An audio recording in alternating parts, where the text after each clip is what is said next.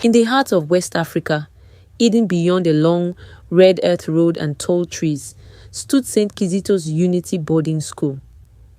By day, it was an ordinary mixed school filled with morning assemblies, ringing bells, and laughter. But by night, the school became something else, a place of whispers, a place of fear. It began with rumors. Students started waking up screaming, claiming they felt something cold brush against their legs in the dark. Others swore they saw a long shadow slide across the hostel floors when the lights went out. Lockers were found open, mattresses displaced, and strange marks appeared near windows and under beds. No one ever saw anything clearly, but everyone felt it. Soon the word snake spread through the school like wildfire. Teachers dismissed it as imagination. The principal blamed rats, but the night guards refused to patrol alone anymore. One of them resigned after claiming something watched him from the ceiling of the dining hall. And through all of this fear, there was Zainab Musa. Zainab was quiet, too quiet. She was a senior student, average in height, always seated at the back of the class. Her eyes were sharp, observant, and unsettling. She rarely spoke, never laughed loudly, and avoided close friendships. Teachers described her as disciplined. Students described her as strange. No one noticed that the disturbances only happened on nights when Zainab remained behind in the hostel.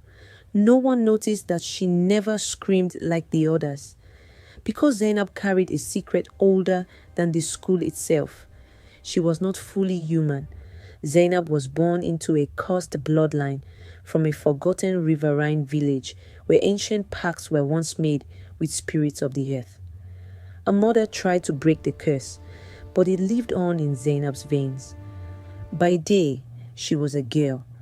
By night, when fear stirred within her, she became a snake, long, silent and powerful.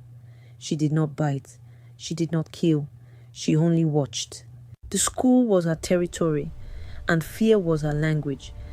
Each night she slid through corridors, under doors, across tiles cold from her matted hair. She listened to secrets. She fed on terror. It made her feel strong, something she never felt as a human girl mocked and ignored.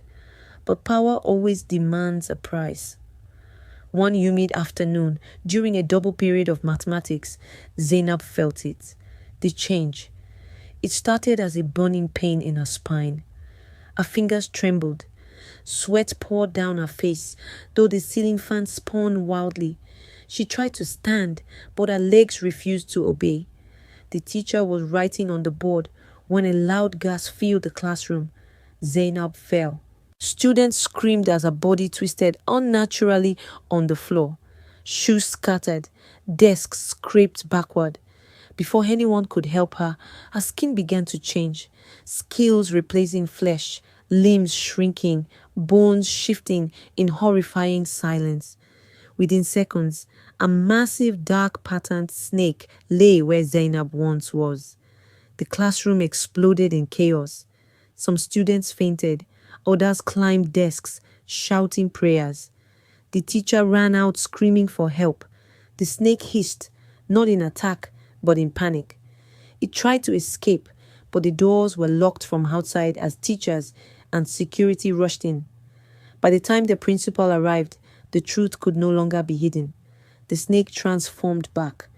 Zainab lay naked and trembling on the cold classroom floor, her eyes filled with terror and shame.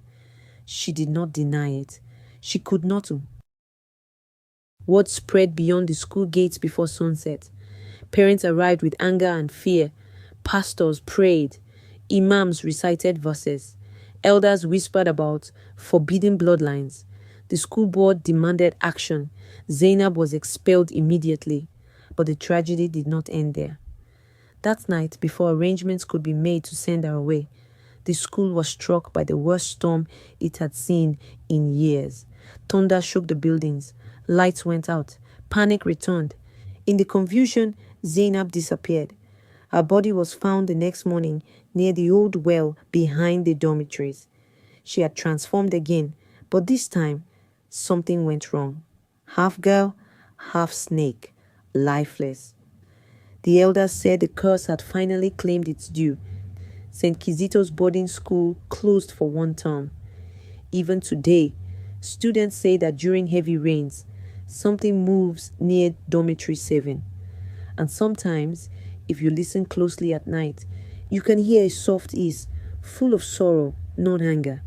Because some monsters are not born evil, they are created and abandoned.